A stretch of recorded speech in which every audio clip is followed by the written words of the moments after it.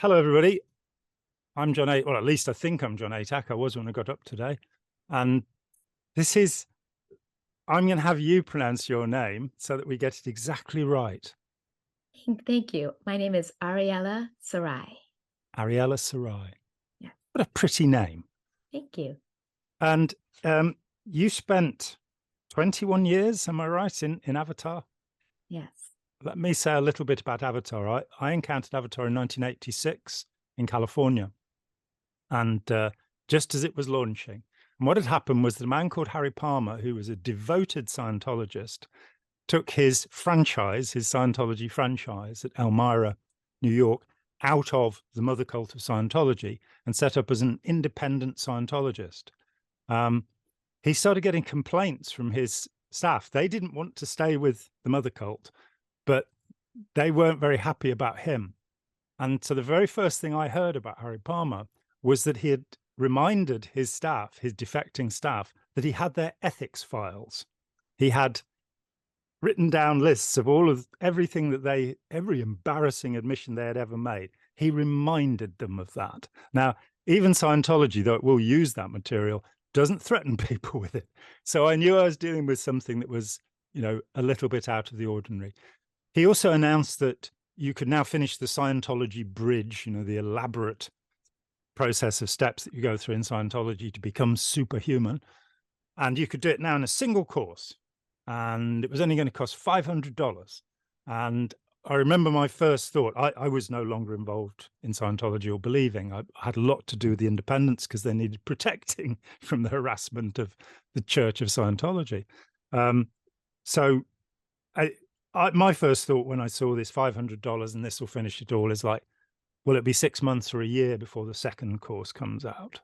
And I think the first course he called the Master's Course, and the second course he called the Wizard's Course, which I must admit I thought was a little bit, but Harry Potter wasn't around yet at that time. So that and people that I talked to who became involved with it early on became disillusioned very early on because it didn't give them superhuman powers for some reason.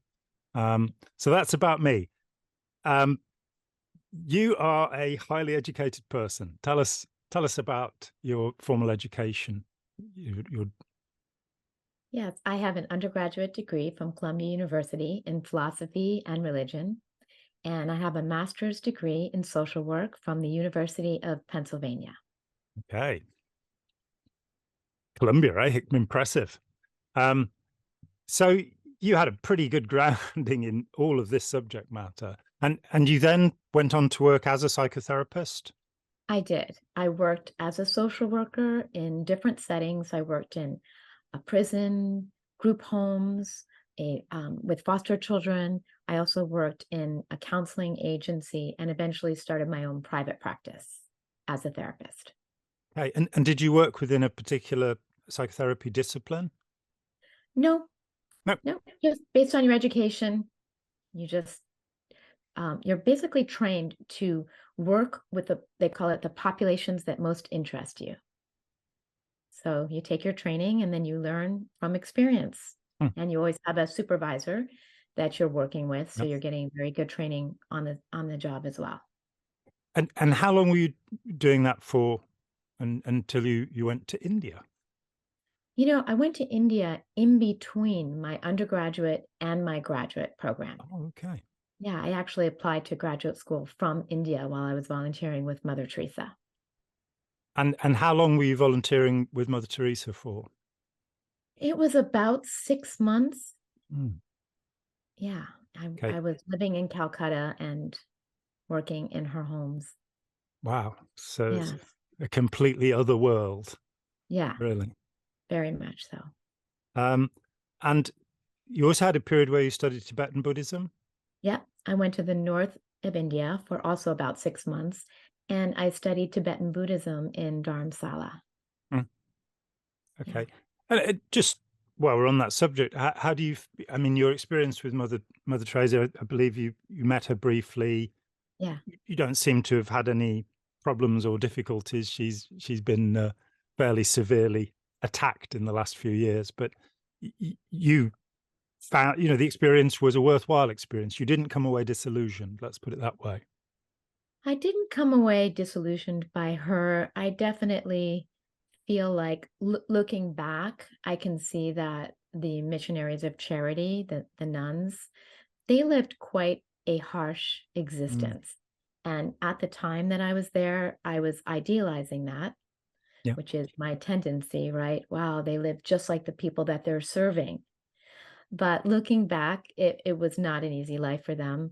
But I still felt like their values were really good. That was my experience. Hmm. And yeah, that was, but again, I was an idealistic young person in my 20s. So Yeah. yeah, I And, learned a lot. and you were in Dharamsala with the Tibetan community there? Yes.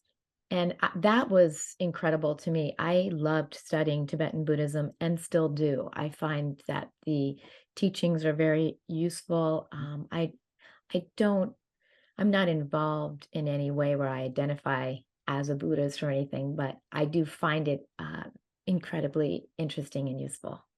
Yes. I mean, in my teens, I was involved with Soto Zen for a year and learned meditation in a monastery.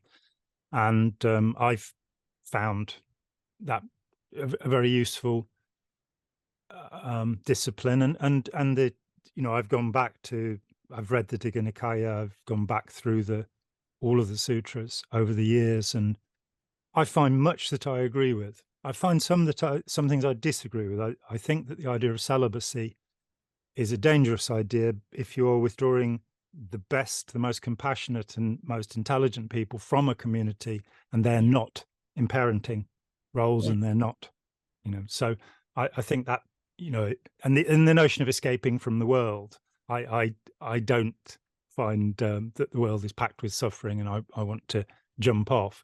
I actually Mhm. quite like being alive. So that wasn't so when I was 17 and met Buddhism, though. Mhm. So, Mhm. but yeah, it's a rich teaching, and the Dalai Lama, despite a few glitches, I mean, finding that he took $2 million from Keith Raniere at Nixium is not so good, in his brief association with Asahara of Shinrikyo. But he is trying to support a community in exile, a quite large community in exile. So, sometimes perhaps the due diligence is not enough. I think the most impressive, I've read 4 of the Dalai Lama's books over the years, and the most impressive thing that he said for me was that he turned around one day and said, if I found out scientifically something in the Buddha Dharma was wrong, then I would change my view toward the scientific. And that outraged the Buddhist community. Yeah, But for me, that is a crucial point to be made about any faith system, that if there is evidence that refutes it, then you go with the evidence. absolutely. You know, what I loved about it is that it was the first time when I was at Columbia taking my classes in Buddhism. I had a great professor, Robert Thurman, and he was so engaging. It was the first time that I started studying the mind Mm, as a subject. Like, how does the mind work? And then also learning about compassion as something that you develop. And so, mm, those two concepts in Tibetan Buddhism of wisdom and compassion just really fascinated me. And I think that's one of the mistakes I made is when I encountered Avatar. I thought it was going to take me deeper mm, into learning more wisdom, more about my mind, and more compassion. mm. And of course, it, you know, it was much more than that. And it's, I mean, for me, it's the single most important element in human behavior, compassion. Mhm. Um, that I had a conversation with the Archbishop of Crete, Orthodox Archbishop, who's an absolutely wonderful man, Bishop Irenaeus. And we had 4 or 5 hours together after a conference in St. Petersburg. And once he'd realized that he was not going to convince me to become a Christian, he spent about 10 minutes at that. He asked me what I believed, and I had to stop. And I said, well, I believe in compassion, and I try to have compassion, and I understand the meaning of the word humility. And one day I hope to get some of that too. And he said, Mhm. yes, humility is the thing. And it is dreadful in Scientology, in Avatar, in so many of these systems. It is about compassion. John Kabat-Zinn, in promoting mindfulness, and more recently Daniel Goleman, have said that if you meditate, it will develop compassion. You don't need any separate form. When New Scientist a couple of weeks ago published a review of Goleman's latest book about meditation, I wrote to them and said, well, you do realize that the Japanese military, from the Meiji Restoration in the 1880s right through the Second World War, were all meditating on a daily basis, and it did not make them compassionate. We need to be careful about this. So the Buddhist notion that you have to, as you said, develop compassion, you have to keep looking at how you're behaving towards others and what you're doing. And perhaps the more modern view, Paul Bloom at Yale, with his against empathy, the case for rational compassion. And I think the title of his book, I've read the book, but I think the title says everything there needs to be said, that there are many of us who have a kind of too much empathy, super empathy, so that it's a kind of knee-jerk reaction, and it's easy to exploit people who have strong empathy. So I think developing compassion, where you are looking at why you are being empathetic and towards whom you're being empathetic, which should be everybody, I think that's very important. So you basically had the fundamental tools, you had the training, you had the background, you had the comprehension, but you didn't feel satisfied. You didn't feel fulfilled. That's the word you used with our friend Chris Shelton when you talked with them. And along came, you had, if I remember rightly, a couple who were psychotherapists who were good friends of yours, who became involved in Avatar and took you into Avatar. Tell us, your initial impression of Avatar and what the training you took with them in the first place. My initial impression was that everybody was very peaceful. I went to a training in New Hampshire for 9 days. Yep. My son was 3 at the time. My best friend came with me with her 3-year-old and took care of the kids while I took the course. We stayed in a hotel. And my experience was that I got so much attention. Everybody wanted to know the details of how I was feeling, and I felt like I was getting a very deep understanding and explanation of why I was feeling the way I was, how I could change my feeling state, how I could become more present, create the reality I wanted. I was learning these tools that supposedly were giving me the ability to create a new reality and attract whatever I want. And they also told me that I was getting tools to what they call discreate my beliefs. Yep. So, right. So I was basically sold on this whole idea that it was like purify all my negative experiences and beliefs and then recreate myself as this very powerful, positive human being who can really control her reality. So is there are there specific drills, specific tools that you would use to discreate the negative and eliminate negative and latch onto the affirmative? Was there, you're given, I think there's something with Avatar that you're not allowed to take the materials away, that they're esoteric, they're secret. Confidential. Yeah, you're not supposed to. So even now when you said that, I thought, oh boy, yes, I'm definitely not going to share the tools. Isn't that interesting? I still have that as a knee-jerk reaction. And for my own protection, I'm not going to specifically share all of the tools, but I will share some of what they taught and the ways that they taught them, and that I can now recognize as actually detrimental. So in the beginning, they do this weekend workshop where you end up revealing your deepest beliefs, limiting beliefs, past experiences. They manage to draw out everything from you. And now I see that what they were doing is, of course, gathering all my sensitive data, my fears, my desires, my beliefs, so that they could hook me further and further into their program. Yeah. But at first, it felt revealing, all these connections that you were making. So there was a lot of explaining about how your attention works, how beliefs work. And of course, they're giving you their paradigm. Mm, But I was just thinking, oh, this is cool. I didn't question it because it sounded interesting to me. mm, It sounded like it made sense. Oh, I have hidden beliefs that are blocking me. All right, let's look at that now, right? Now, um, I have since come to realize that the whole idea of eliminating beliefs is completely unproven. And there's, I mean, think about that logically for a minute. So if we would ever get rid of a belief and then, we would call the trainer the next week, say, oh, I'm feeling the same thing, it's back. They would say, why did you recreate it then? mm, Rather than you can't actually get rid of belief. You can right now believe anything that you decide to believe, mm. right? It's just a whole funny concept how I bought that. And they would coach me, and I would, for a moment, I would feel like I would say it's gone. So I guess I took my attention off of it in some way. But part of me was thinking, huh, is this really true? But I ignored that. Mm. Yeah, the red flags. Yeah. Yes. So I that was mean, in the beginning. Go ahead. yeah, I mean, for me, so many systems will tell you that you have a hidden enemy. You have a conscious agent inside yourself that is acting against your interests.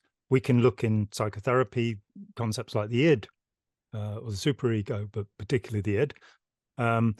We can look to religions that believe, the Tibetans with Gadons, the Jews with Dybbuk's, the Christians with demons, Scientologists with body thetans. That there's this idea that there's something inside you that you don't know about that is directing you.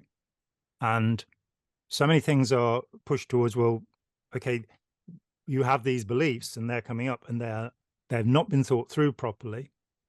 And if we look through the history of the contemporary authoritarian cults and go back to the 19th century, where you had Ralph Waldo Trine in Tune with the Infinite, or Madame Blavatsky, or Mary Baker G. Eddy, who and that comes up through things like The Secret, now Beyond the Secret, and Napoleon Hill in the 50s. It's funny, I was looking at a documentary, I watched Beyond the Secret and went, oh yeah, really? What a piece of PR. You've got all of these aging people who are going, yes, I've achieved all of my aims. Yeah, really. But they're saying this is a secret that nobody knows, and we're the first people that ever had it. And on the same channel, there were all 13, I think it was, of Napoleon Hill's 1950s shows where he says exactly the same things they're saying. It becomes the law of attraction. It becomes postulates in Scientology. So this idea that what you believe is what you're a kind of magnet, and that if you believe the wrong things, then bad things will come to you. And if you believe the right things, and in simple, possibly simplistic terms, that almost seems like a law of physics, but it isn't. It is not the way the world works. And it's very easy to trap somebody in that thought of the reason they're failing is they're not believing in themselves enough. And there's that truth then that if you don't believe in yourself, you will fail. So, what the balance is, but when you start believing nonsense, when you start looking in the mirror every day with Napoleon Hill and saying, I get a little lovelier every day, then you start living within the world of your own interpretation rather than reality, and moving further and further away from what's actually happening in reality often. So, okay, so and you felt, did you feel a connection that you'd not felt before? Did you, with this group, with these people being so nice to you and supportive? Did you feel Yeah. you'd come home to a community? Yes, I felt like I met like-minded people. And gosh, I think if you take anyone out of their lives, I was a single mom at that time, right? For Yeah. 9 days, and give them all kinds of attention and explain things that they didn't have answers for, and give them answers to why the world works this way and what they could do about it, you're going to feel better, right? I mean, all of that combined. So I felt better. I did have some insights about myself and a sense of empowerment and a sense of community. Of course, what happened is right at the end of the first course, they started inviting me to the next course. So the How much did the first course cost, by the way?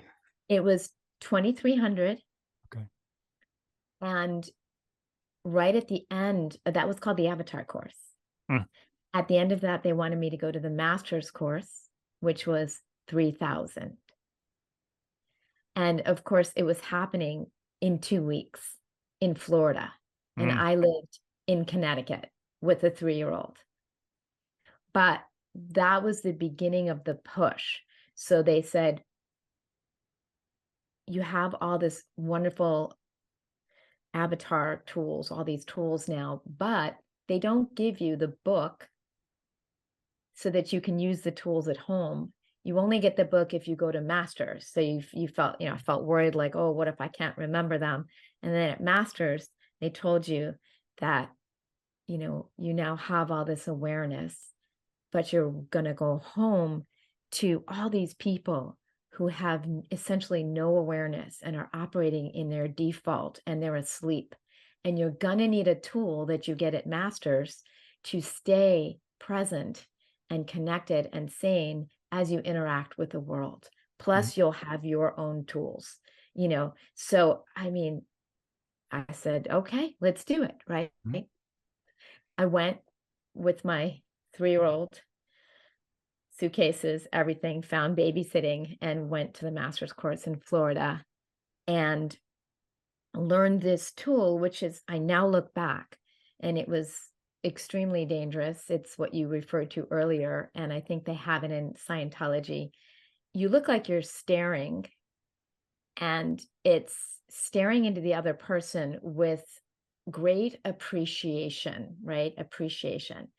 And this is the beginning where I trained myself to appreciate everything, which sounds like compassion, but what you're doing is you're training yourself not to have any discernment. Yes. So yes.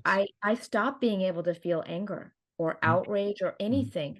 Anything anybody would do, I would appreciate and appreciate and appreciate, which is how they started to be able to get away with the types of abuses that they eventually did to me. And that only happened when I started teaching, then when they wrote me into becoming a teacher, a master, they called it. So, in Scientology, you have the training routines where you first of all sit in a chair with somebody and you close your eyes until you can be there comfortably and confront. And I don't know how you confront things with your eyes closed, but it's a mystery. But it's a drill that Hubbard, in fact, adopted from Aleister Crowley, his personal master.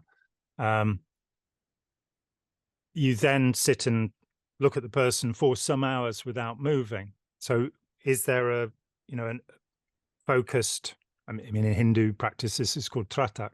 It's an old and traditional drill, but do you spend time staring? You do. Yeah. But with eyes open in Avatar, with eyes open, but you have lots of drills where you spend time staring at the other person. Yes. And how long will you spend in doing one of these drills? 10 minutes, half an hour, or? Well, when you're learning it, sometimes all day, person after person. With a given person, you're supposed to be in that state anytime you're coaching, anytime you're talking to someone, anytime you're listening, and anytime you're prospecting. So they wanted you to basically live in that state, but in an individual session where you're learning and practicing, anywhere from 10 to 30 minutes, but we would spend hours coaching people in that, like coaching them through the tools and the processes. all day. In fact, if you weren't in that mode, they would call you out. They would say, you know, where's your, and they called it serious drill. Where's your serious drill? You know, so Serious you drill. serious drill. Yeah. Yeah. I'm going to make a note of that. And I mean, when doing this, you know, I spent 40 years deconstructing these techniques.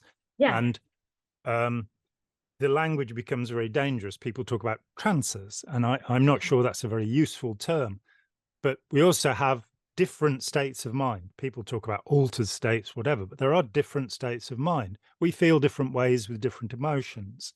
And if you fixate perception, then you experience the Ganzfeld effect. And, you know, the brain will attempt to make something move, to make something happen if nothing's happening. And it's as if the perception is being turned up and turned up and turned up because nothing's happening, you know, and you'll then get feedback from within the system itself. So if you sit for 10 minutes in a completely dark room and have a normal brain, then you'll think there are things moving around you. You will hear little noises, and these are things that are internal. If you stare at something for long enough, you'll start to see color drift. You'll start to, there'll be alterations of perception. And there is absolutely no conversation about that in Scientology. And people are going, wow, you know, it's incredible. Also, of course, what will happen is that as you sit still and the processes of your body slow down, you'll most often feel euphoric. You'll feel good about it. What happens in Scientology, and I'm sensing that this is, you know, this getting your serious drill on, is that you are meant to be in this perceiving state all the time. And what's actually happening is that you are therefore moved into a particular state of mind. So if we wanted to go there, and it's an interesting and complex place to go, what is happening is in a Scientology counseling session, not only is the person being counseled being put into a different state, which will be a euphoric state, that's what you're looking for, but the person doing it will have entered a state already. So rather than having a counselor and a person being counseled, you've got two people who are in an altered state. Yes. Which will greatly restrict, in my experience, perception. It took me 6 months after leaving Scientology to stop staring at people or confronting them, as Scientologists say. And it was weird how much more I noticed about the environment when I stopped fixating my perception. Absolutely. It's a way, I now see it's a way of tuning out your environment and your own internal cues. Yeah. Right. And it's presented as a spiritual state of compassion and connection. And you really are just tuning out your awareness. And I think it's very dangerous. I do as well. And I think it makes you very susceptible to outside control. Oh, absolutely. Absolutely. Yet you think you're doing something wonderful. So to continue on a little bit more about the tools, there's a couple of really interesting things. So as you can probably tell, at this point, I don't know what's going on. So I'm feeling pretty good because I'm feeling like I'm connecting to people. I'm feeling like I'm having tools that are helping me process emotions and understand things at a much deeper level. So I decide to teach. Now, they have, at the very end of this course, this master's course, they did the same recruiting techniques where they're explaining why it's so important for me to come to the next course to teach. And the way that they did that was they said, you know, look around, look how happy everybody is. Feel yourself, feel how good you feel. Don't you want everybody to have this? Which is a Scientology tagline, by the way. Palmer got that one straight from Hubbard. Do you want others to have the wins that you now have? Oh, yes. And we called it wins. That's right. And then that's when they started to say, you just did in 9 days what it would have taken 9 years for somebody to do in therapy. So I had my licenses. I worked really hard to get my degrees. And that was the beginning of discrediting and devaluing the degrees and the education that I had, and saying, look how amazing this is. This is where the answer is. I didn't recognize it at the time, but of course I'm nodding my head and thinking, wow, yeah, I feel really good really quickly. Sure, maybe I can bring some friends, which is how it happens mostly. You know, it was a friend of mine who got me in. You always start with your friends and family. So I brought a couple friends to the next course. And what I discovered is that as soon as you start teaching, they move very quickly from the focus being enlightenment, like your own enlightenment, to recruitment. It's intense recruitment, but it's under the guise of, again, sharing these wonderful wins. They also use the tools to tell you that, you know, they twist all the spiritual concepts. Like they would name that feeling that I had of, oh, I can't go to the next course. I have clients, I have a life, I have a child. They would use the concept of stretching. Like they would say this feeling that you're having, which was, now I can see, it was a feeling of aversion. It was a feeling of, I don't want to go. I don't want to go to the next course. I don't want to bring more students right now. They would invite me to stretch through that and call that spiritual growth. Yeah. So it's just further dismissing of my inner voice. So I kept stretching through that. And then they had tools where they're showing you how to create a reality, supposedly, by putting in an intention. And then you exaggerate anything that came up that was in the way of that intention, whether it was a feeling, a thought, an actual situation, like I don't have the money. And then you would go back to stating your intention. And so they were telling you that you're implanting this intention and clearing out anything that's in the way. But what you're actually doing is training yourself to dismiss any perception that you have and not pay attention and not handle it. So if you don't have money, you don't exaggerate that, you go and create money, right? You don't exaggerate that and then beg your family and friends for money, which is what we did, or mortgage your house, or whatever we were all doing, right? So that was just one of the tools that they used. I have others. I have another one that's extremely disturbing that I can share in a minute, but do you have any thoughts about what I just shared? Absolutely. The intention is the center of the Scientology teaching. Most Scientologists won't be able to tell you that because the teaching is so incredibly complicated. But it is the idea of being able to exert will, you know, to put it back into the old magician's terms, that you will be able to bend the world to your will as you become more powerful. And that hinges on the term intention. Hubbard added to that that there will then be counter intention, something that goes against an intention, and there will be other intention, that you want to do something else instead. And so you're always honing your intention to achieve these things. And there's then within that, you know, Robert J. Lifton's idea of the demand for purity, that to be pure is to push aside everything other than achieving the next level, the next state that's being offered to you by the group. That's the most important thing. And if necessary in Scientology, it'll be pointed out. I had from my friend Nora Beth Crest.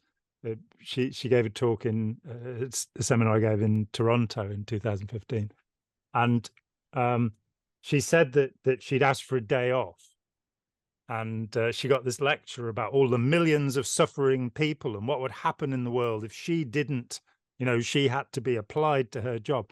I talked with a woman who'd been in 3 years, she'd married, and for 3 years, in 3 years, she and her husband had 3 days together in 3 years because of this idea of, well, you've got counter intention, you've got other intention. The intention, you know, everything's desperate. We've got to save the world. You've got to be pure. You've got to do exactly as you're told.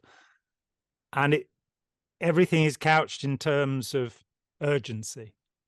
You know, there is no sitting back from this and Oh, smelling flowers, you know. this eventually, as I rose up the ranks, and I did rise up the ranks to the highest level where I was making what they called primaries. These were called primaries with Abra every single day. I would get a call very early in the morning every single day. But by the time I rose up the ranks, I experienced that same thing. Not a single day off, Mm, not a single, never. Whether I was on course or off course, I was expected to produce. And even while I was sleeping, they would train you to set your intention before you sleep. And if you wake up, create another primary. So it took me a long time after I left to be able to let go and stop feeling like I had to produce. And they also trained us really well that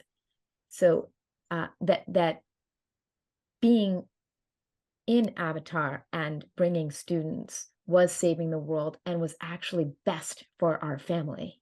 mm, So that my son, you know, who was growing up, I brought him a lot in the beginning and put him in babysitting, but there came a time where he didn't want to leave his life and his activities. Obviously, in the school needed him to be there. He couldn't be absent every 2 weeks, right?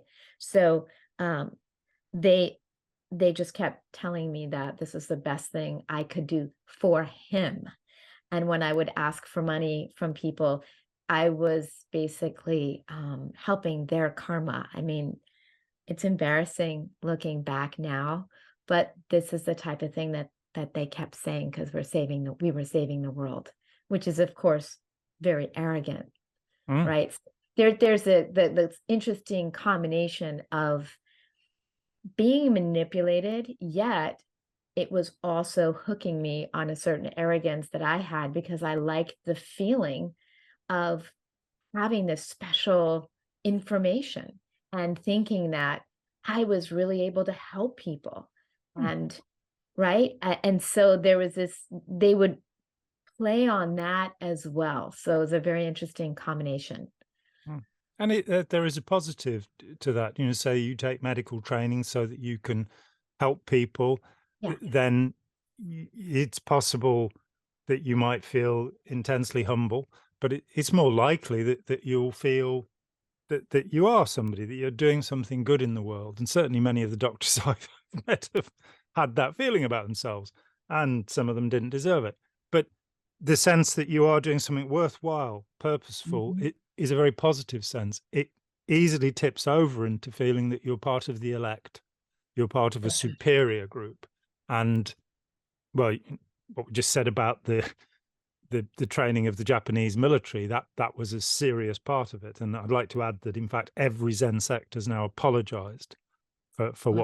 for their part in creating the monstrous element. But those, you know, yeah, you've got that sense of we are the elector, we are above other people, and that can be positive or negative. It can be supercilious arrogance, or it can be a genuine reflection, a self pride that you are doing some good in the world. That is a good point because I do feel, looking back, even that the students who came and got the materials and got some insights and left generally saw good improvement in their lives. Mm, And I used to always get in trouble because they would always ask me, why don't my students move on to become delivering masters? And I had to process that as transgressions thousands of times. mm, But um, I can now see that in a certain way I was protecting them. yeah. So I'd bring people in, help them, and then protect them. Mm, And the avatar was very angry with me about that. mm. Yeah, I had you know, I brought a number of people into Scientology. I'm grateful to say they all left Mhm. pretty much by the time I did. And there are a couple of cases where somebody did have a particular problem that they wanted to resolve, and they felt that they had resolved it, Yeah. and then they left. Yeah. And what the catalyst will be for somebody to make a necessary change in their life, it can be very variable. And so it's easy to fall into the trap of thinking that authoritarian groups are evil, all that comes from them is evil.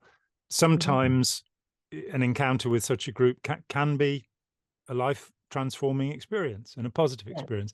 Carrying Yeah. on with the group will generally lead to enslavement. So That's right, which is exactly what happened. okay, we talked about intention, and you had another revelation you wished to share with us, and everybody's been sat there waiting for you to. Yeah, it's another example of the danger of the tools. And I also want to add in here,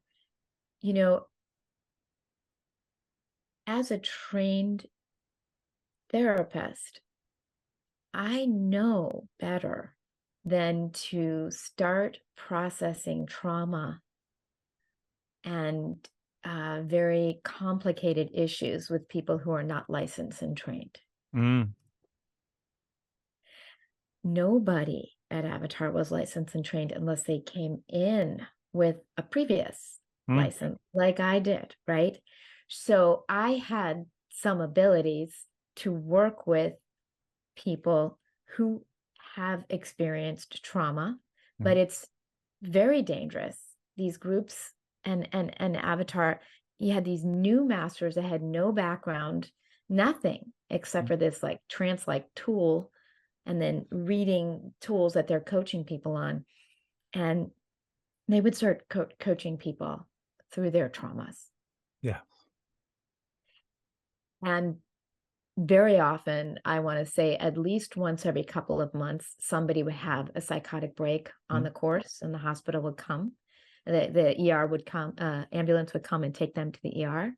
Then they started requiring letters if somebody was seeing a therapist, so that the therapist would know that they were actually at a course, which was an attempt at responsibility. But still, I mean, the therapist didn't really know what the course was about, right? And couldn't possibly know exactly what Avatar was doing, especially since the tools were confidential. So he created this tool called the forgiveness option, and it is free. It is available online. Anybody can look at it. It's not one of the confidential ones. And you're supposed to make a list of the things that happened to you that were extremely painful, that are still causing you to feel upset. So you make a list, and then you ask the question, who caused it? Who do you blame and why? What was your reaction and resulting condition?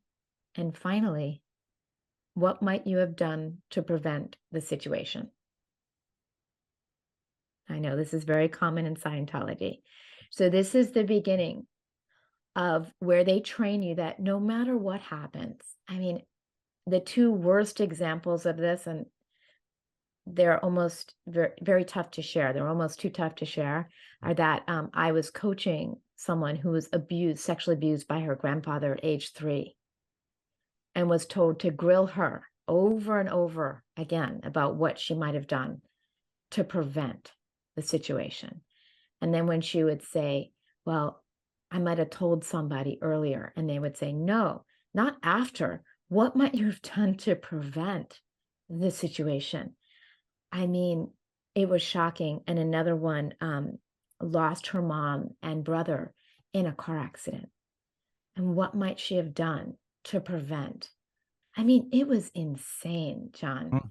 And then this tool was the same tool that was used anytime we, as delivering masters, they called us, those are the ones who are teaching and coming to all the courses, anytime we noticed something that happened to us that the organization did, right? What might we have done to prevent the situation? So every single thing that happened was our responsibility, and every good thing that happened was, of course, attributed to the tools and the organization. So that was very hard indoctrination, to consider everything your fault, which is also why I stayed, because I kept thinking that if I kept improving myself, I would see how glorious the organization was, and all my issues would be resolved, because they were really just me. Like, there was no acknowledgement of context or of anyone else's responsibility. And of course, they didn't hold themselves to that standard either. So when they would get attacked, they would never look at what they might have done. But yeah, it was quite intense with that tool, and very dangerous. And it's a one-way street, that anything good that happens to you is the gift of the group. Anything bad that happens to you is your own fault. And if you try and apply it the other way around, why was L. Ron Hubbard thrown out of Great Britain as an undesirable alien? Well, it's because they are suppressives. Right. And the idea in Scientology is the overt motivator sequence, karma vipaka in the Buddhist idea and the Hindu idea, action and reaction. And Hubbard said, well, the only reason that anything bad happens to you is because you've done something bad. And we see Harry Palmer now taking this and making some, his own version of this. The thought of a 3-year-old being given responsibility to prevent an adult from attacking her, it's ridiculous. But it then, Ludicrous. as you say, it becomes incredibly sinister, because you are in fact taking agency away from that person and saying, it's your fault. If you'd done the right thing, this wouldn't have happened. And there's I don't know if the story is anecdotal. I was told it was true, that a chap walked into the Manchester Scientology organization in Britain, and he decked the guy who'd sold him the courses. He walked in, punched him, and the guy's on the floor, and he looks at him, he says, you pulled that in. And it's such a comprehension of, I hope it is anecdotal and not, that it's not apocryphal, I mean, not anecdotal. But there is that thing built in, that this is a really simplistic way to look at the world, and a dangerous way, because if compassion is significant, then to blame people for everything that happens to them, there is no compassion in that. But they would tell you that they were being compassionate, because you know what they said? They said victim mindset is the most powerless and detrimental mindset a human being can have. So we want to get you out of all victim mentality. And so they would twist it. They twisted everything. So their lack of compassion was now presented as a gift, because they're bringing us out of victim mindset. And again, the victim mindset is something that Palmer takes directly from Hubbard.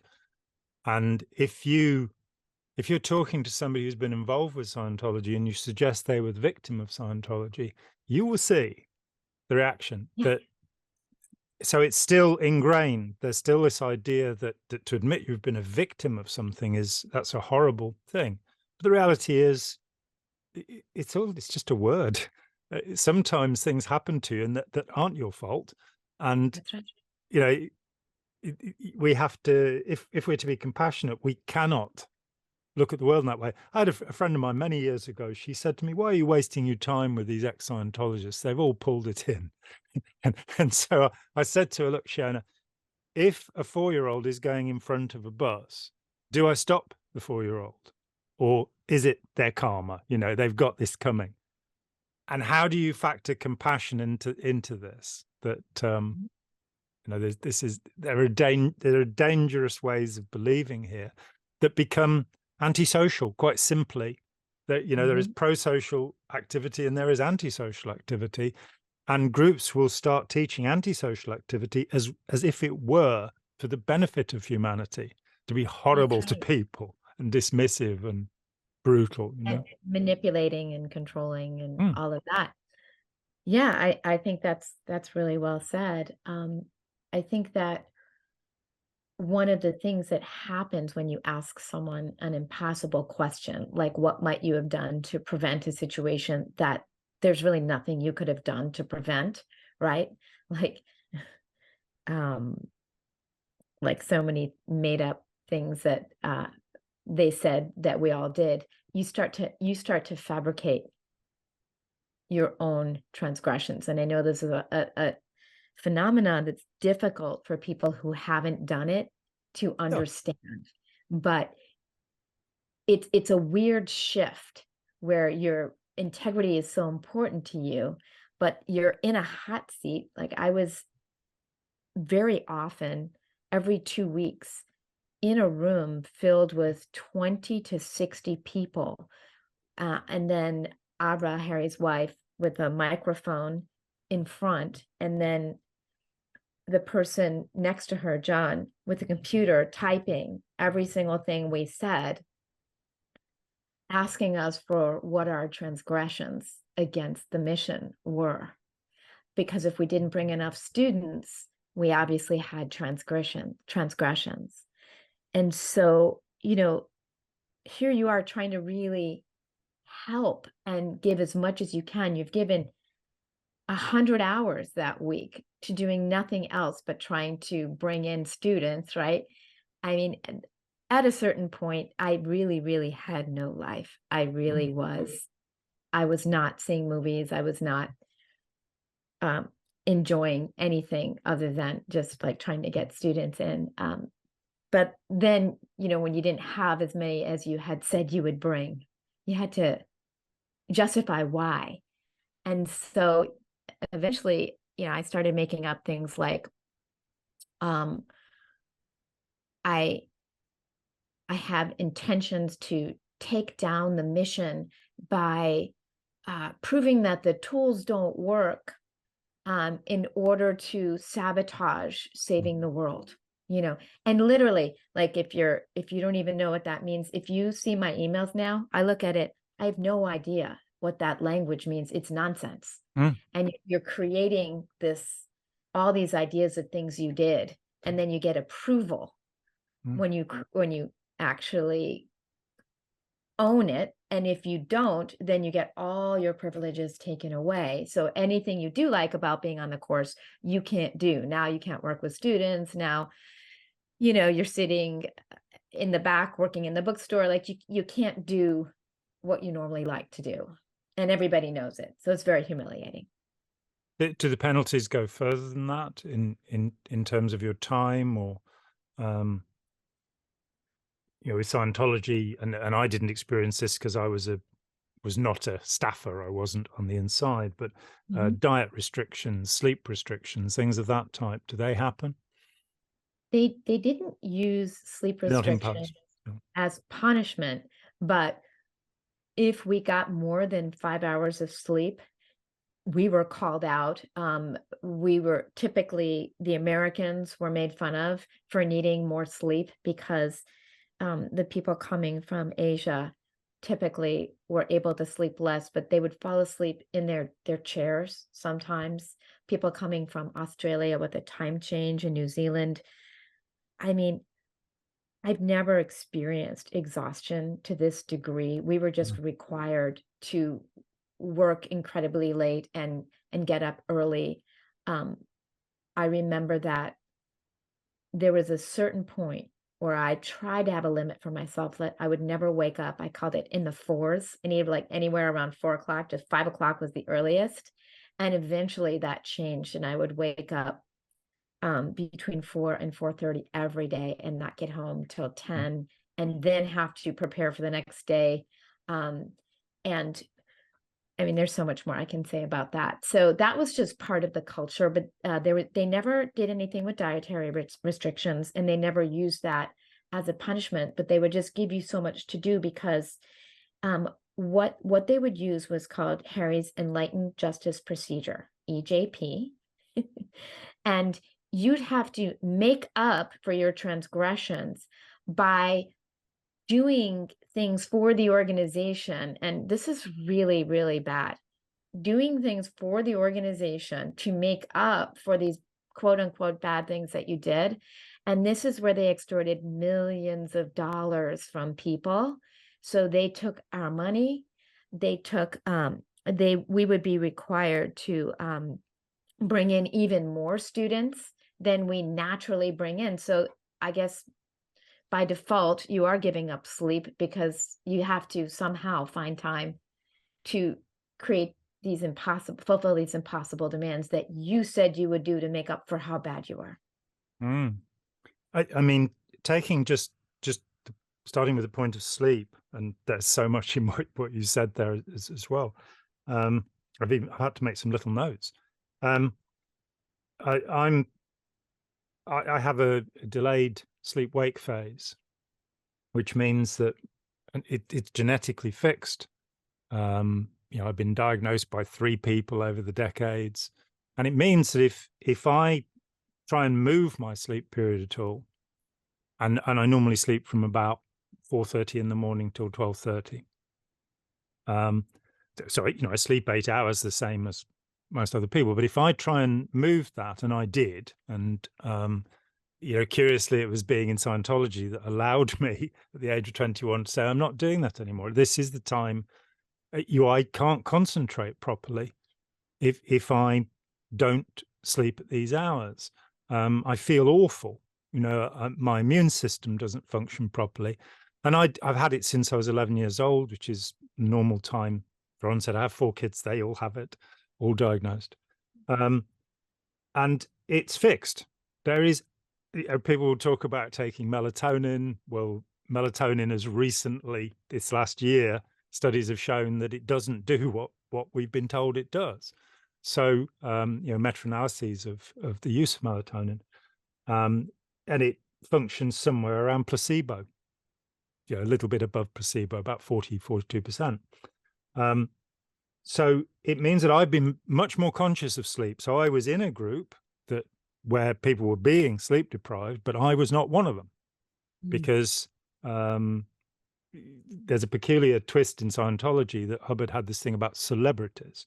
And if you happen to be any kind of artist, and I'm a painter, I'm a musician, I'm a writer, then you are treated in a different way. Kid gloves. So my treatment was all wonderful for 9 years, even though I wasn't making enough money to get by. I was just about paying for my courses and things, which were a heck of a lot cheaper then than they are now. Spent about £9,000 in 9 years, so that's about $12,000. But because I'm so aware of my own sleep problems, and because I have kids with sleep problems, I've read a great deal about sleep.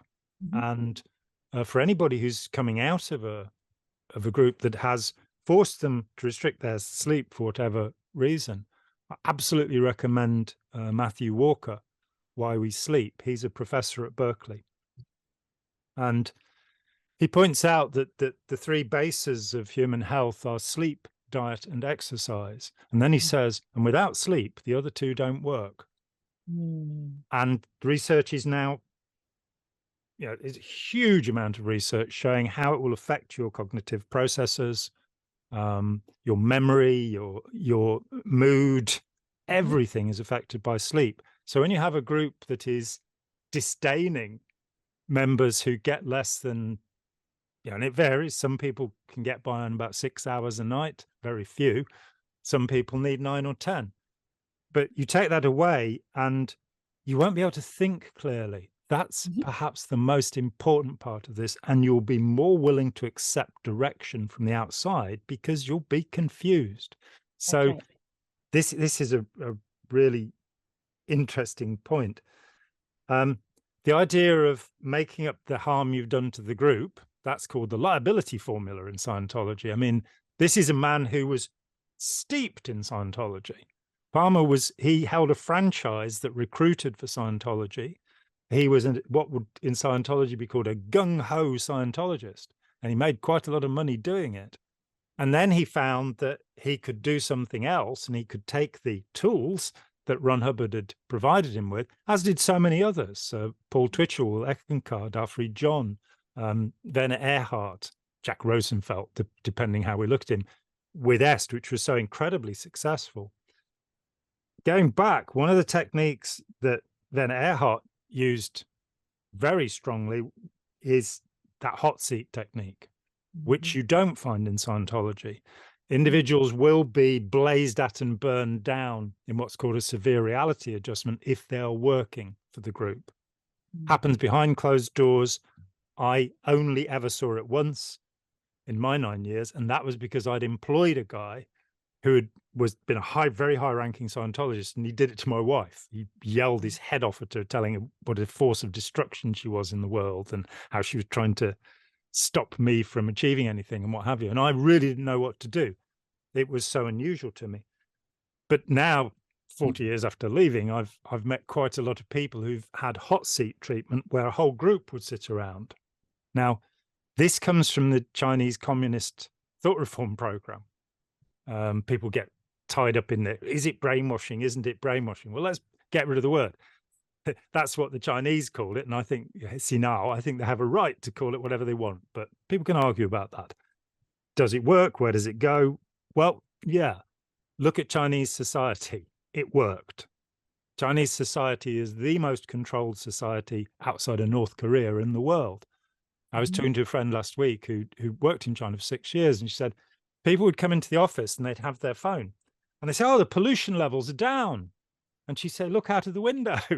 And they say, no, the pollution, it says on the app, the pollution levels are down. And she said, that's China. That's the society they've created through these methods. Now, one of the principal methods is criticism and self-criticism.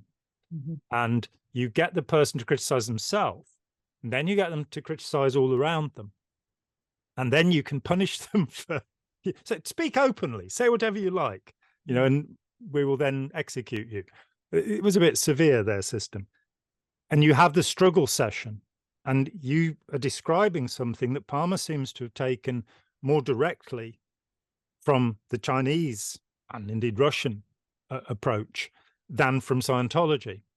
And Scientology has an inference of it, but this idea of sitting people down, getting them to publicly confess. I mean, we can also find origins in various Christian sects for that as well.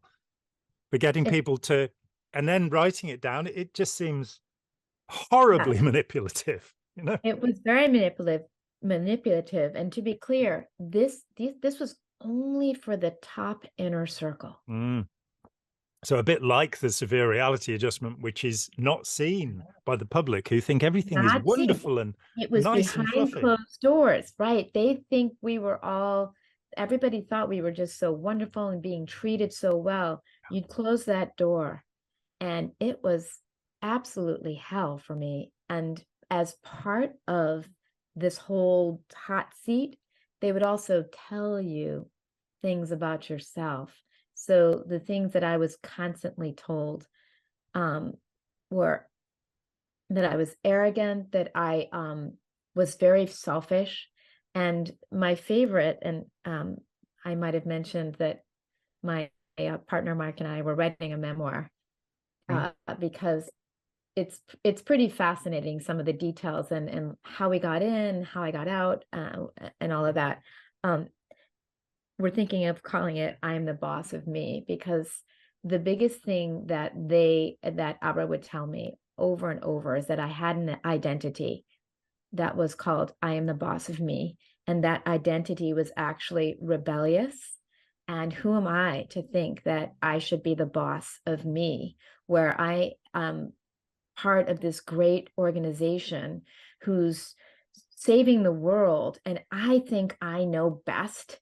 And they had these horrible ways of introducing students where you'd have to sit there and listen to 45 minutes of a very boring video by Harry Palmer and then read all this stuff. By the time you were done, you just wanted to get out of there. And I would just talk to someone and they'd want to come, and I'd bring them in, and then they'd somehow find out that I never did the whole introduction process. And so that was an example of an "I am the boss of me" identity, even if it was getting them what they wanted, or if I had another idea or complained about how exhausted I was, wanted some sleep, anything, they would point that out, like, look at her, I am the boss of me identity. And it's just so interesting now, that, that I would allow anybody to tell me that I am not the boss of me.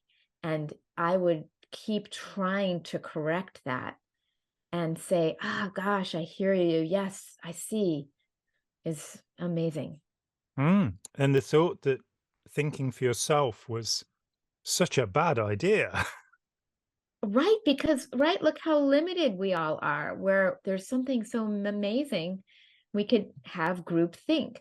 And that's something that if I wish people would understand when they're engaging with any of these groups or individuals, that when the person or group's voice starts to become your voice, Mm. and you're making a decision or you're thinking about something and you're hearing that voice, you're starting to develop a cult identity or a group identity.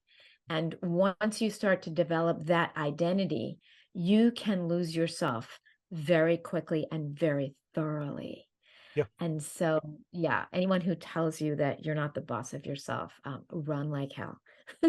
Yes, for sure. I mean, in Scientology, people will say, "What would Ron do Oh, in any situation? What would Ron do?" what And would of Harry course, do? Yeah, yeah. yeah, had the same thing. And the answer is they'd grab the money and run. Yeah, exactly, exactly.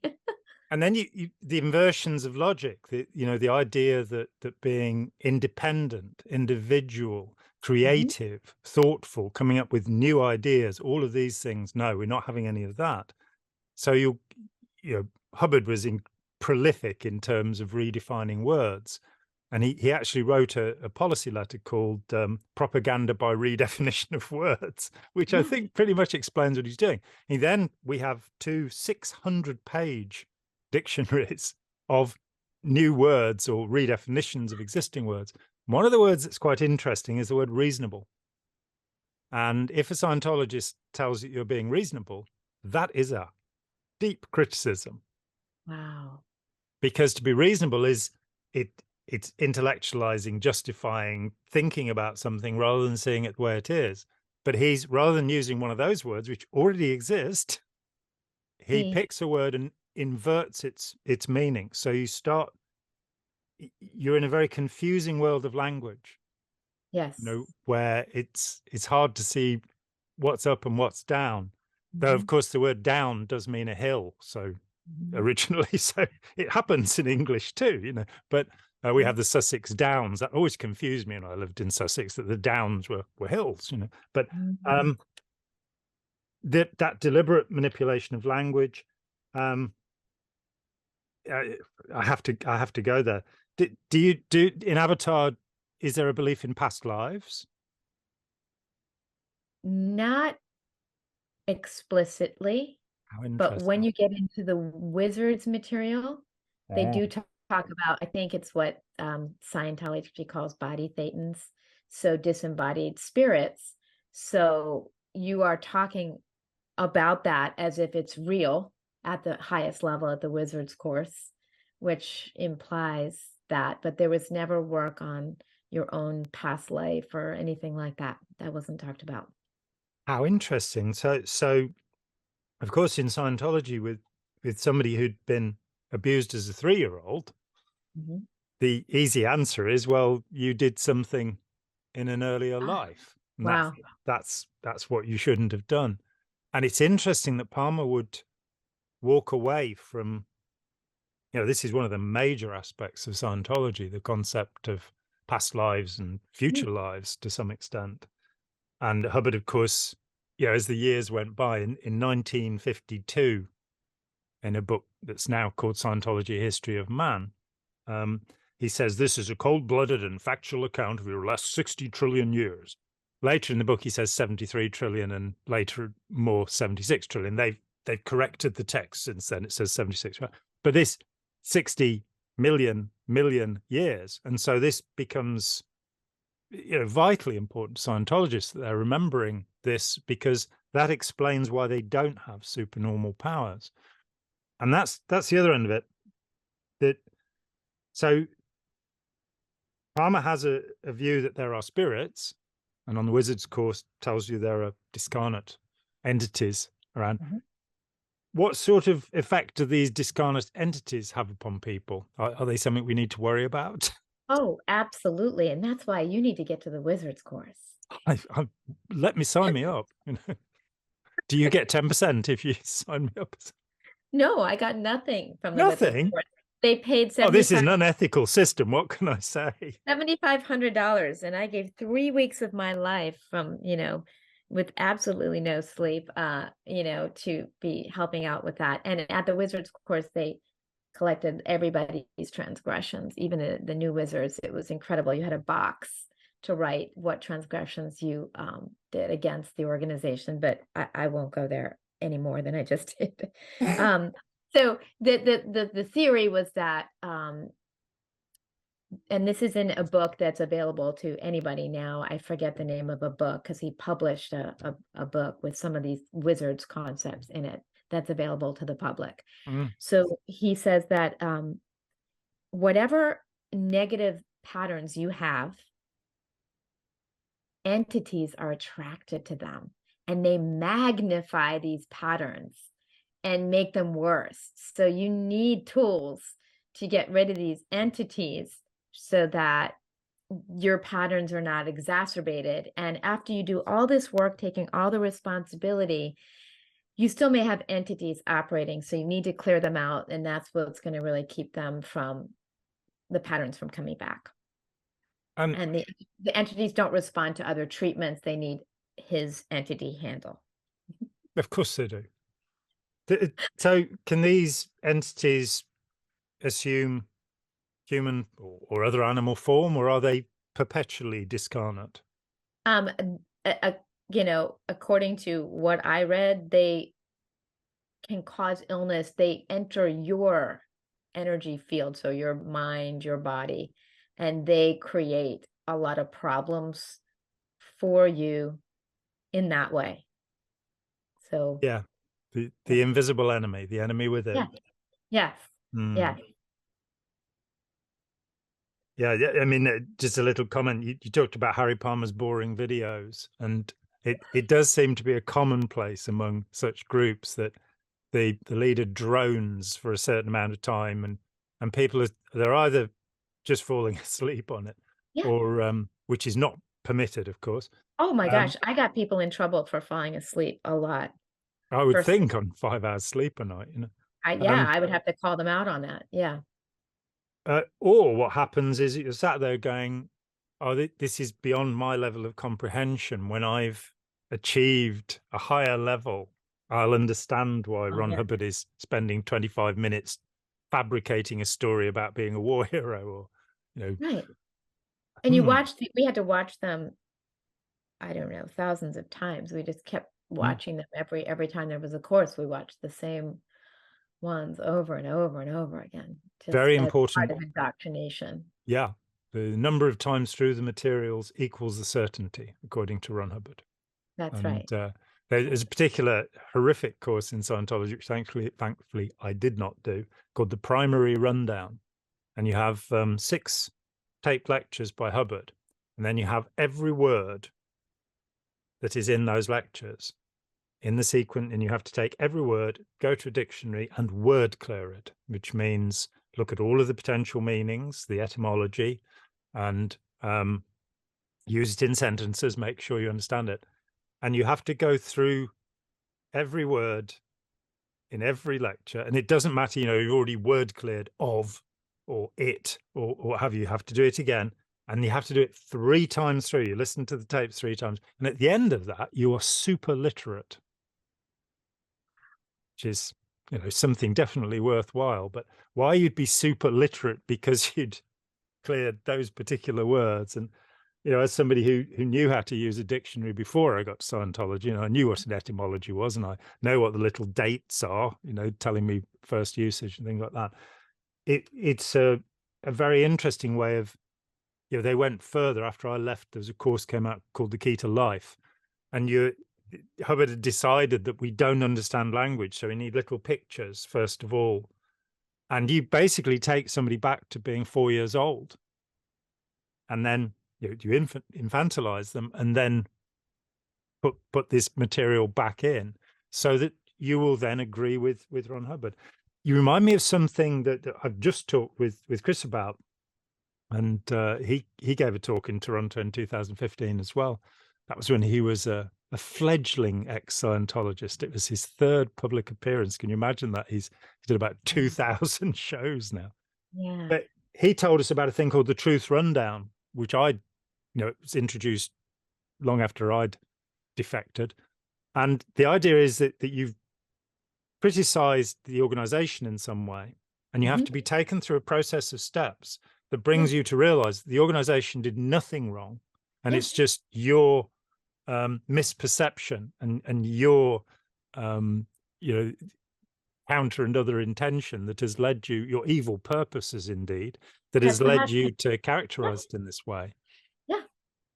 And that seems to be an essential, that that if you're going to maintain a group, you have to come to this point of, Harry Palmer is just the most incredible man who ever lived. What can I say? He's handsome, virtuous, the fastest sprinter in the world. He can play chess with his eyes closed. There has to be some hero making, some worship of the person.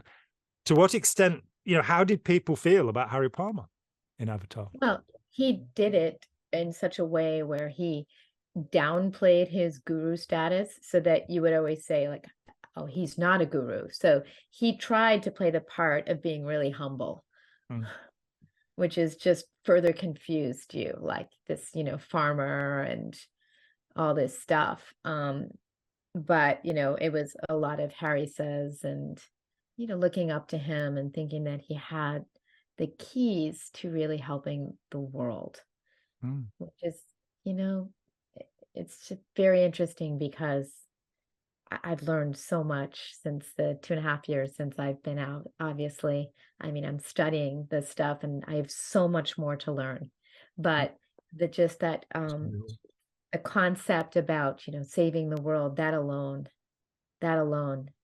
is a huge red flag, because when somebody gives you what the problem with the world is, that's their setup to give you their solution.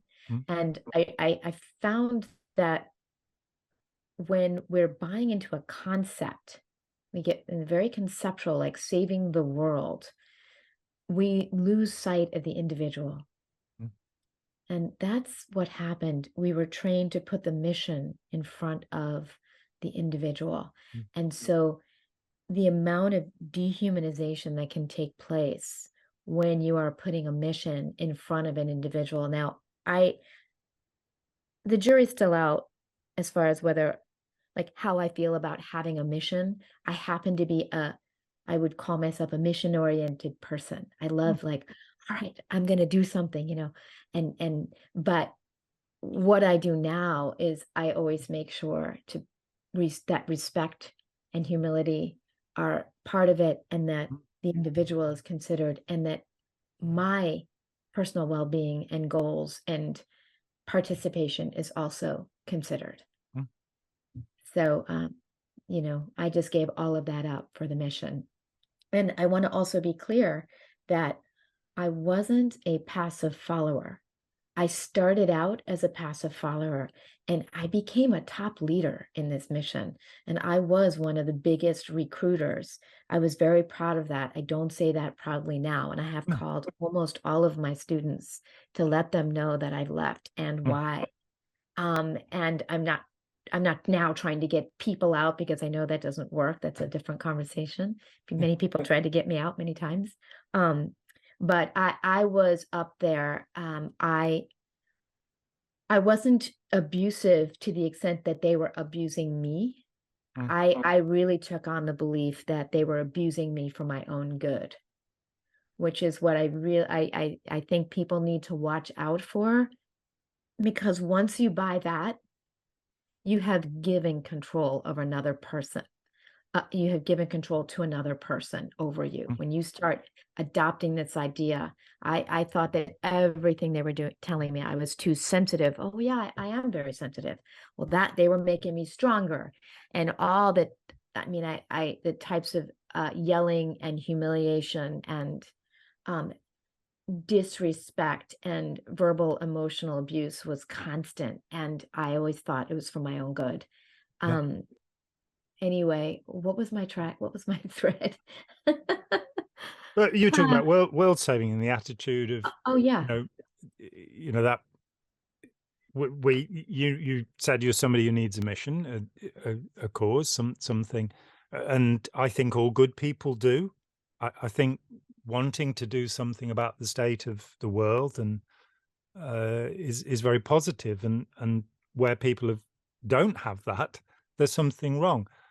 Generally, of course, for many people, they're desperately trying to survive. For about a third of the people in the world, and Yeah. they don't have the luxury to think about anything beyond whether they're going to eat. But Right. I think what you're saying about having, humility and respect, and looking after yourself as well, that it is, I am somebody who, I decided I wanted to help Hmm. people who had escaped Scientology, and I help people to escape Scientology as well. And so I think that's something we might talk about, that there are useful things you can do that are effective. And there are all the wrong things, which is what people usually do. I will reason them out. I will use my critical thinking, and I will persuade them by using the evidence. I've got this newspaper article here. Have a look at this. No, that's not going to work. It's about relationship. Yes.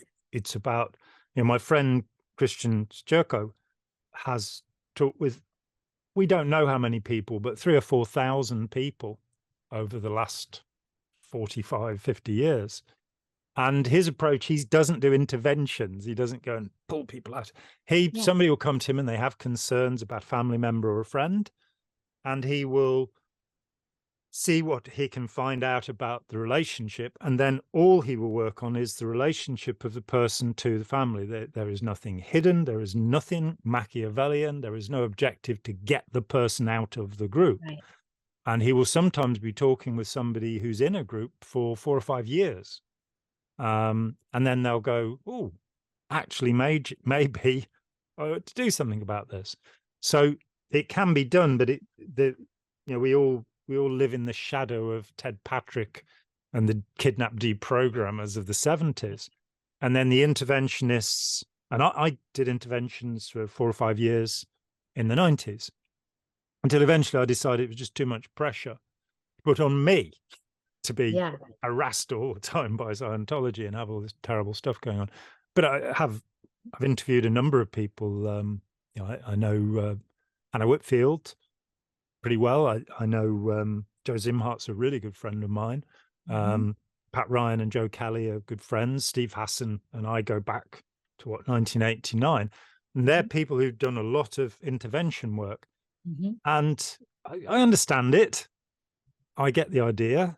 And sometimes it's probably a good thing to do, but maintaining relationship, creating relationship, not putting people down for what they're doing, not wanting to have those conversations about what they believe, letting them tell you what they believe and nodding sagely when they do.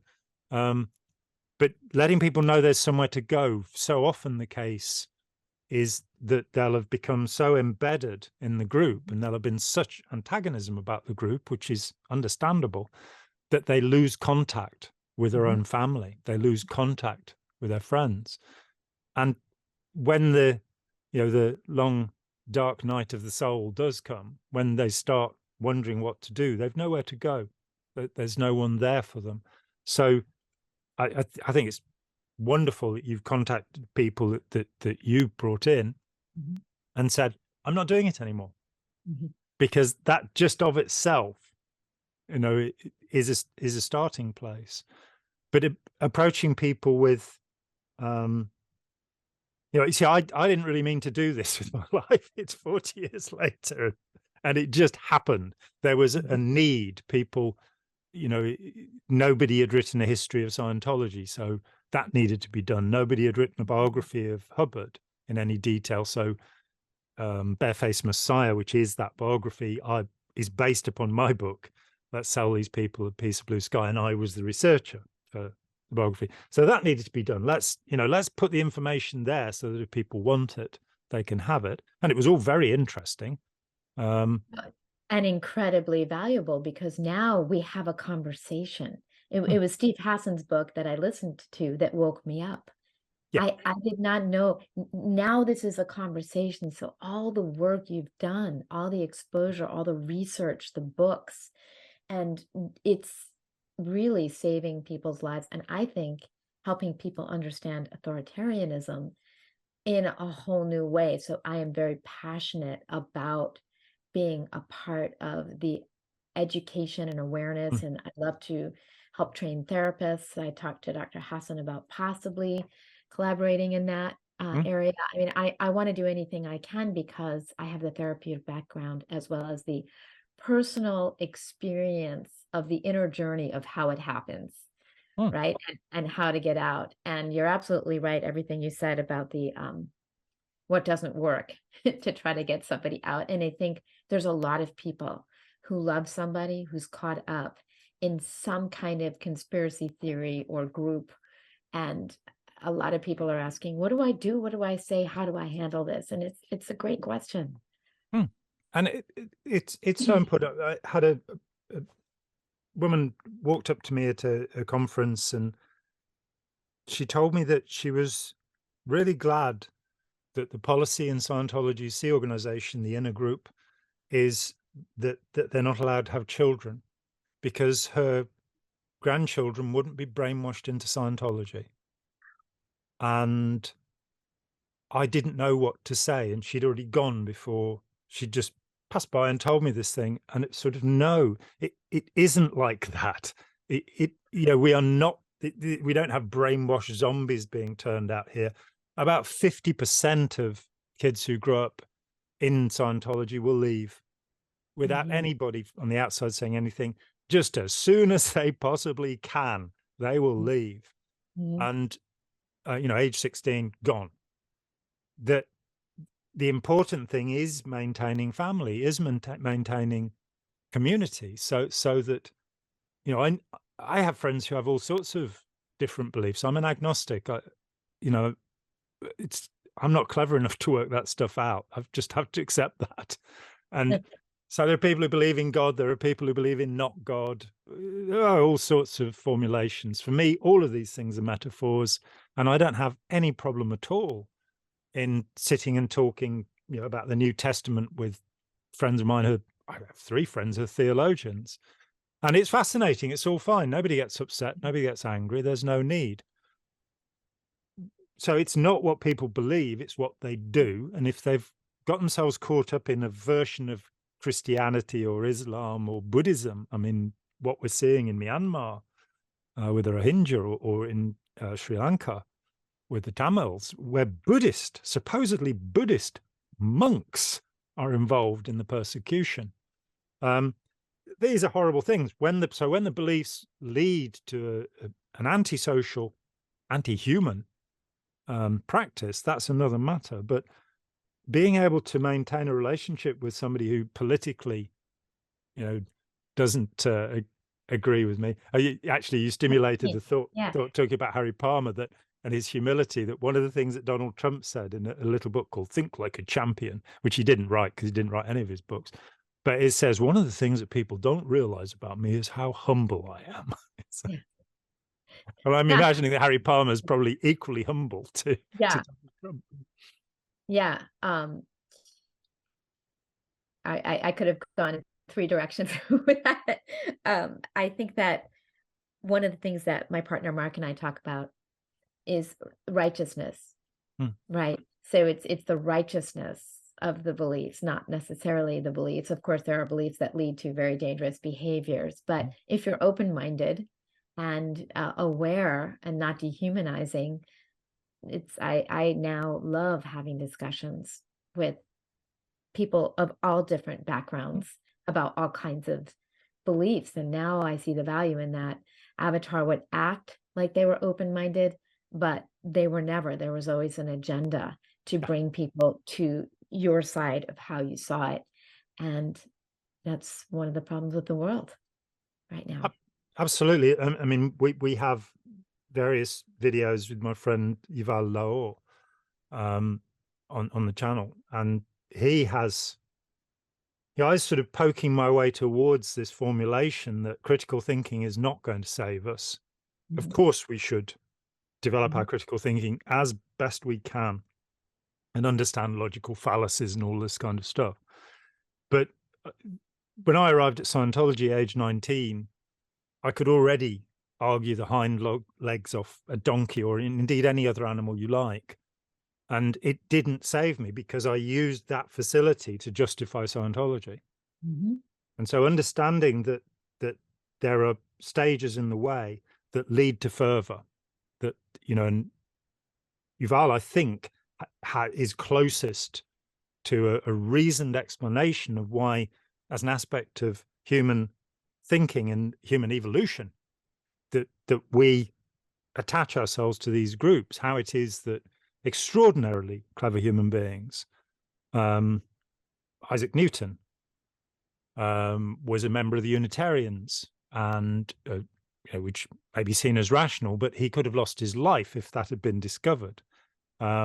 Dalton, the chemist, was a minister. The man who gave us the Big Bang theory was a Catholic priest. So there's this idea in our society, you've got science and reason on one side and religion and faith on the other. It's absolutely not true. As Stephen Jay Gould pointed out, they're different magisteria. They're different ways of approaching the world. One is about quantities and measurement, and the other is about qualities, qualia. And so what's the reasons that he gives for that lead to the fervor? What's his? Well, he is suggesting that it is innate in some people, that some people are high fervor and some people are low fervor. And that's interesting. Certainly from my experience of Scientology, I never became a high fervor Scientologist. I was shocked when I was leaving that I would point out to somebody, well, Hubbard was a liar. He said, he was a much decorated war hero here, and he said he didn't see service here. And they would say, oh, well, he had two bodies. So realizing that fervor will twist reality. So he talks about if you'll experience something that is, I call it an inexplicable event. He still uses the word miracle to taunt us. But you'll see something that doesn't make sense to you. You'll experience something that doesn't make sense to you. In Scientology, it's often you'll sit down and you'll do training routine 0, where you stare at somebody and you'll feel euphoric. And that is what he would call an awe experience. You have other people use the word transcendence. Other people talk about a peak experience, Maslow's way of looking at it. And that then makes us susceptible to the source of that technique. So that we go, oh, they gave us this gift, not realizing that sitting and staring at anything will do that to you. Yes. And they then become an authority figure to us. And then we develop a belief that attaches to that.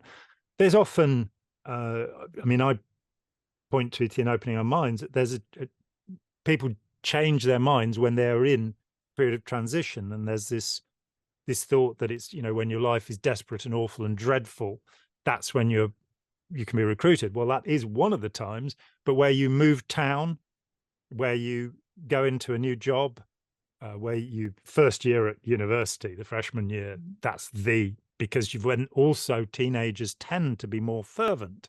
There are all of these new emotional things opening up as you go into adolescence, and you can become fixated upon things. So, we have, I think, 3 hours of his presentation on the channel. I'd absolutely recommend it, because his PhD was called The Religious Ape, which gives you some idea. And he studied with Evie Oblonka at Tel Aviv, who is one of the world's leading experts on evolution, and has sort of pushed away this selfish gene notion, saying, we have natural selection and sexual selection. And we're going, yeah, but we also have epigenetics, and we also have cultural transmission. And, younger biologists have pretty much all accepted this. If you're under 40, yeah, you know this, you've seen the evidence. If you're over 40, you might still be with Richard Dawkins and this kind of mechanistic view of the world. Once you accept cultural transmission, that genes are not read-only, you can change something that will then be inherited. It will then pass down. So if you had a grandfather who ate too much at McDonald's, then you might have a problem with obesity because of the methylation of genes and the epigenetic changes that occurred. And I think it makes us all wonderfully interesting. For me, it's replaced spirituality as a concept, that we are, all of us, every single person, creatively capable of changing human destiny. We're all part of this. There are no sort of, and that, again, you used the word that to me is the essential word about 10 minutes ago, which is the word authoritarian.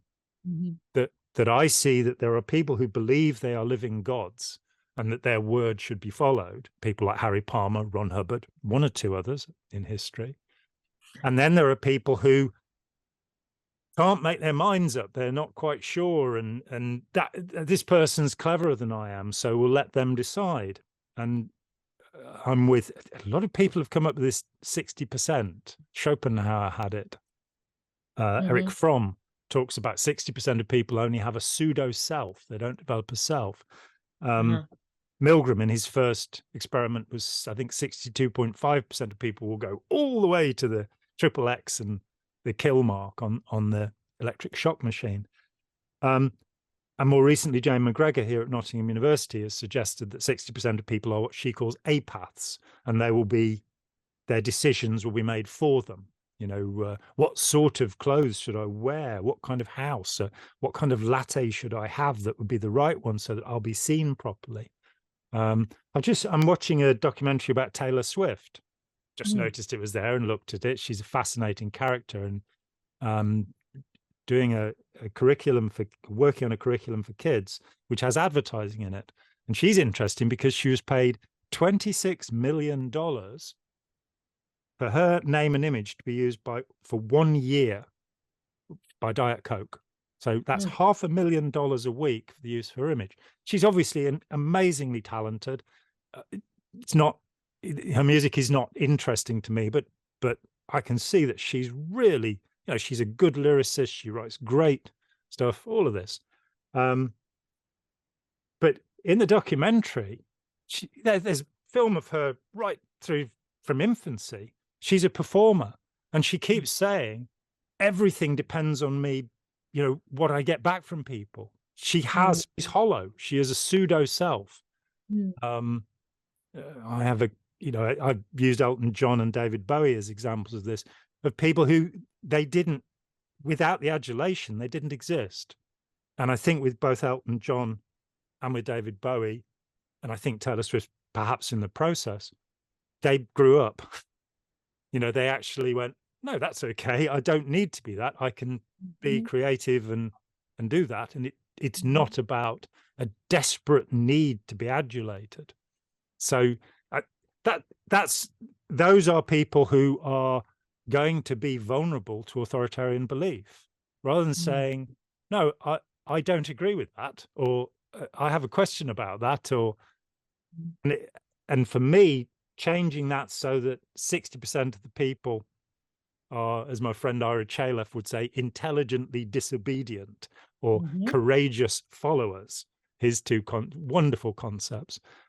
That is the world saving that I'm involved in. I don't feel any messianic purpose, thankfully, and I do sometimes think that I'd like to actually retire and paint some pictures instead. But I think I feel very optimistic about that. I feel very hopeful that we are agents of change, that we can make a better world, and that it doesn't have to be a kind of patrician capitalist world where Jeff Bezos and Elon Musk are determining what the politicians will have to do if they want to be funded. We could make something better of it, I think. Yeah, but not by having an answer, as you're saying, and not by having the right way, right? By educating and exploring and conversing and learning together. That's different. Exactly, right, being a community of learning, and rather than imposing beliefs on right, people, right. getting people to do their own believing, so quite the opposite That's right. process. Yeah. Right. That's exactly right. It's interesting. My son, who is now 26, he never fully bought into Avatar. Mm, And it's interesting. There's an interview where Rachel Bernstein interviews him, and yeah, I knew all along, and he was so happy and proud of me when I got out. He liked some of the tools, and he also made friends. So he would like to come to the courses and hang out with the other teenagers. mm, That was really fun for him, get away from school and all that. But he was constantly in trouble, and I would always bring him, to the trainers at Avatar to have to do more processing of secrets and things like that. Oh my gosh.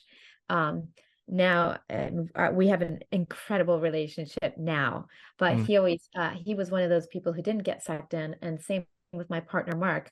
When we first met, I was fully in, and mm, of course I can't be with someone who hasn't done the courses.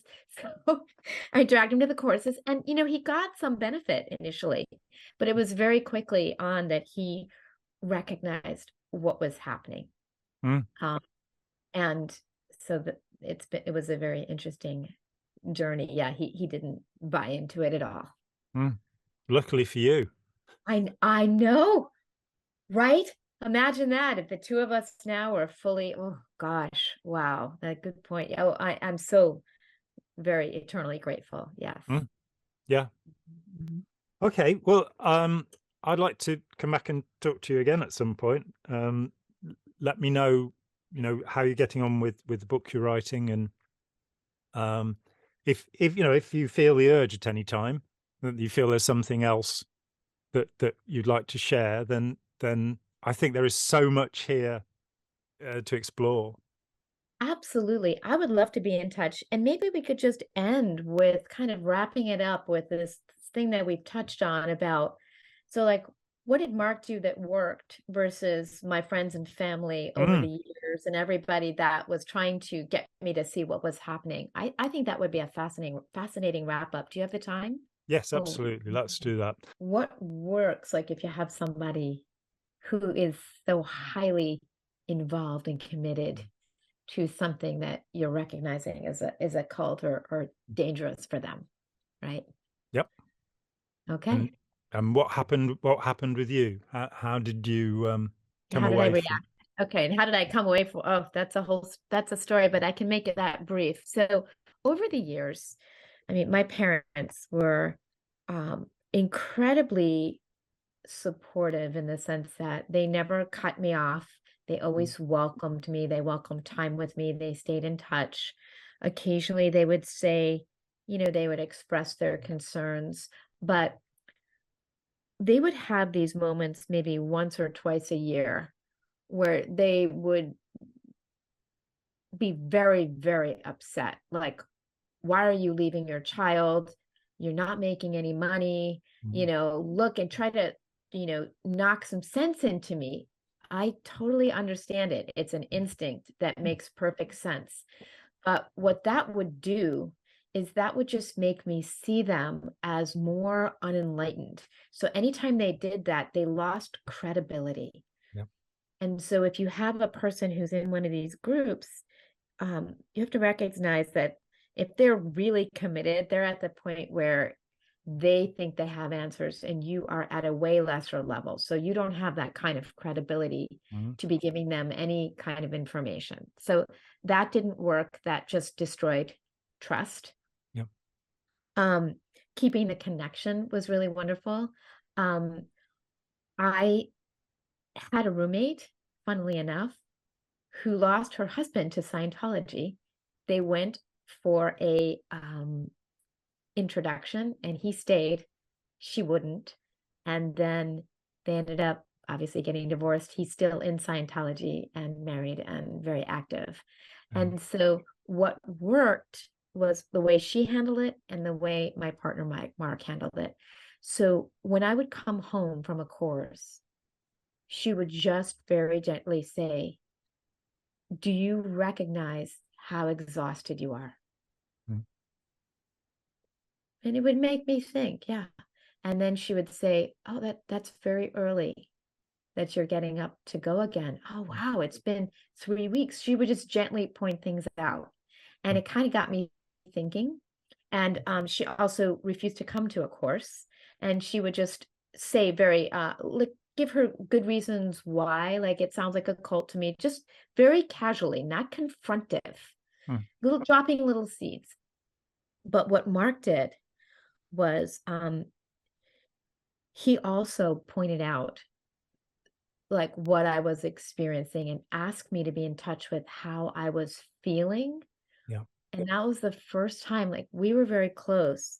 And I let him in a little tiny bit as to how I was feeling. But it's so interesting because I shared nothing about what was actually happening with him until after I left, because I wanted to get him to keep coming back to courses. Of course. That's how bad it was. So we were living together and I was being abused, and I was not sharing with him. But what he did was he would consistently help me connect with what I was feeling, which is what I think got me back to reconnection with myself. It broke my spell. And he also invited me to enjoy life, which I had not done. I had lost completely. So we would walk, we would relax. These were all things that I was sneaking and had to write up. And I share on Chris's video a funny story about how we went kayaking one day, and I got in huge trouble for that because I pretended that I wasn't. But so the combination of bonding, connecting, and gently helping me get in touch with what I feel started to reconnect me with who I am. And then as I started listening to the information, podcast things that were out there in Stephen Hassan's book, I started to get real. And then there was a series of events that happened that caused me to leave, but I think we'll save that for another time. That had nothing to do with the people. The last thing I want to say that's also very important is that people did not, like, Mark never criticized me for what I was doing. My parents never criticized me. They expressed concern. And so that when I was ready to leave, I did hang my head low because I was the biggest supporter. This is like, the greatest thing on earth that I was always trying to get everybody into. And then it was like, oh my God, you guys were right. I mean, that's not a fun feeling, right? But nobody was mad at me. Nobody shamed me. Nobody was in an I told you so. Everybody said, good for you. We are so happy to have you back. That must have taken a lot of courage. So remember that you want to keep that connection and you want to give them the ability to turn around and say, you know what, I've had a change of view, and that they're welcome and supported for that. Basically what worked for me. Yeah, and I think it's really important that so Mark was concerned with your feelings, and it just getting somebody to reflect in a safe and comfortable environment and say, well, how are you feeling today, and what's going on, and are you getting enough sleep? Just bringing those things in. He would ask me, did you get paid? And then I would say, no, I paid. And he would say, do you know that's not normal? And I would say, it's not. Sorry to interrupt, but yes. No, I think it's important, and it is the way in which it's expressed, that if you feel that somebody's judging you, then of course your defenses will go up. Whereas if you feel that somebody has your welfare at heart and they don't push it, it's just saying one thing and letting that seed grow rather than getting in the way. That's right. And there is this. It's one of the problems of this concept of brainwashing that's been foisted upon us. Of course, you can change somebody's internal reality. You can change how somebody views the world. You can do that, but in the end, they're still alive. They're still human, and they can still perceive and sense things. And the thing that's most important, I think, is the love we feel. And when people express towards us concern and care, then, that has something to do with it. It's like with, one of the things I think Steve said in Combating Cult Mind Control, that if you meet some poor shoddy Krishna who's begging for money, you say, "Oh, when did you last talk to your mum? Here, right. let's go to the phone and ring her up now." Or you get them a sandwich, that or whatever. But That's right. you show that the non-believer can also, be a good and compassionate person, and that can cause a sort of reflection of, that's not the way I'm treated in the group. Exactly. Exactly. And that's exactly what it was. You think you're connected to these people, you're not. Mm, And then when you feel genuine connection, it's remarkable. It's like, and the other thing is like, you're kind of under a spell of sorts. And so trying to indoctrinate someone who has been so indoctrinated that they're under a spell doesn't work. You have to help them relax and just come back first. mm, And that's why kindness and care, concern, and planting seeds works. mm. And I agree with the notion of an enchantment being a very good way of looking at this, that Yes. it is that you've accepted ideas and beliefs that you've not been able to fully examine. They've somehow, it's like, well, we're working for the good of humanity. We just want you to go and kill those people over there.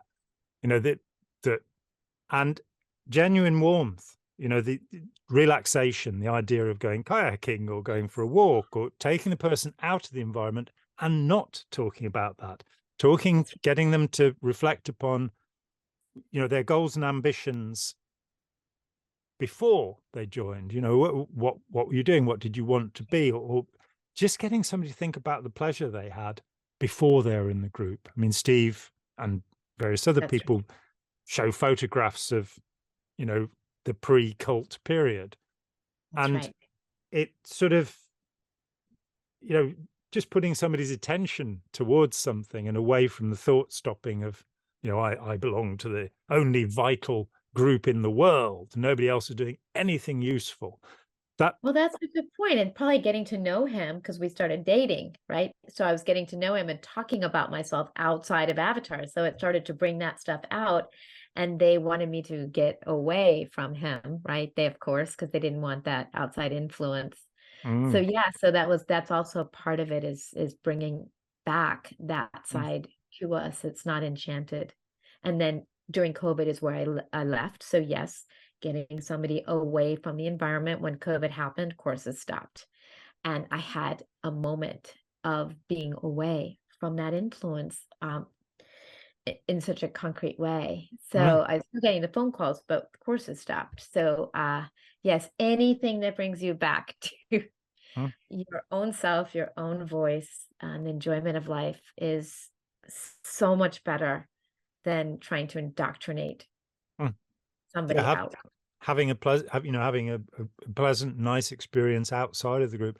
I was talking with another friend who's a China watcher and lived there for 3 years, and he was saying that it's fascinating after 3 years of lockdown in China that there's been a tremendous change in the Chinese people, that they're not on the machine doing this all the time.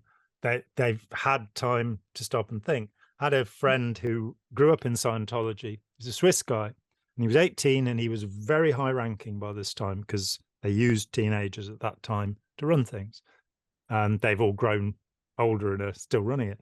But really remarkable young man called Danny, and he he didn't have a visa because he was Swiss, so he had to go to Spain for a couple of weeks and be in a hotel, and nobody thought of what to do with him. So he had 2 weeks on his own, and that was enough.